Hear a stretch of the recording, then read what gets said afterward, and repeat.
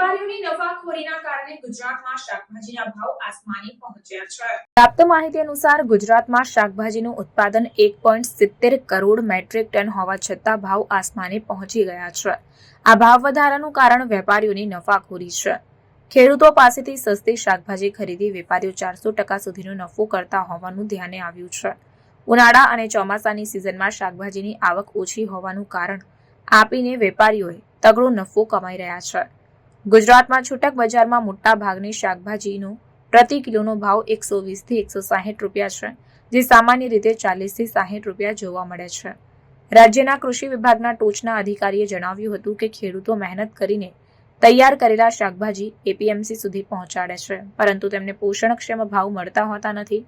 તેમના જણાવ્યા પ્રમાણે મંડી બજારમાં શાકભાજી ઠલવાઈ ગયા પછી જ્યારે છૂટક વેપારીઓ પાસે આવે છે ત્યારે તેમાં અલગ અલગ સ્ટેજના ભાવ ઉમેરાય છે, પરિણામે ગ્રાહકોને સસ્તું શાકભાજી મળતી નથી।